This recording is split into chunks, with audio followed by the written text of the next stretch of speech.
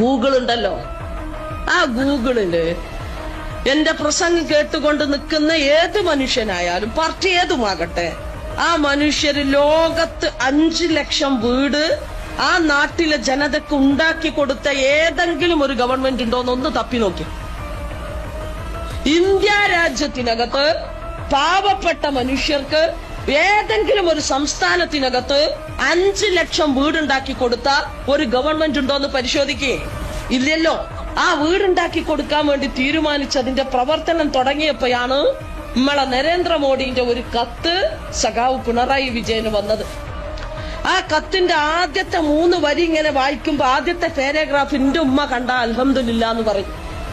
ആദ്യത്തെ പാരഗ്രാഫിൽ പറഞ്ഞത്, ആ വീടുകൾ 5 ലക്ഷം ഉണ്ടാക്കി കൊടുക്കുമ്പോ അതിൽ 25,000 വരുന്ന അതിദാരിദ്ര്യ കുടുംബങ്ങൾക്ക് നിങ്ങൾ 4 ലക്ഷം കൊടുക്കുമ്പോ 72,000 റുപ്യ നരേന്ദ്രമോദിയുടെ ഗവൺമെന്റ് തരാം. തെറ്റുണ്ടാ?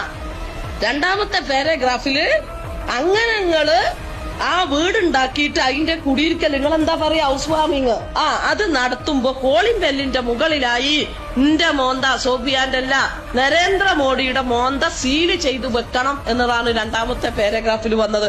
അപ്പൊ തിരിച്ച് നമ്മുടെ കേരളത്തിന്റെ മുഖ്യമന്ത്രി അങ്ങോട്ടേക്ക് കത്തെഴുതിയിട്ട് പറഞ്ഞു, മലയാളികൾ അഭിമാനത്തോടെയാണ് ജീവിക്കുന്നത്.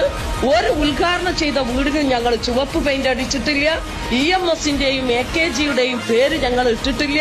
അഭിമാനത്തോടെ മലയാളികൾ ആ വീടിനകത്ത് ജീവിക്കണമെന്ന് ആഗ്രഹിക്കുന്നത് കൊണ്ട് ബഹുമാനപ്പെട്ട അങ്ങയുടെ 72,000 രൂപ ഞങ്ങൾക്ക് വേണ്ട എന്ന് പറഞ്ഞ് മലയാളിയുടെ അഭിമാനം ഉയർത്തിപ്പിടിച്ച ഒരു ഗവൺമെന്റ് ഈ കേരളത്തിനകത്ത് ഭരിക്കുക.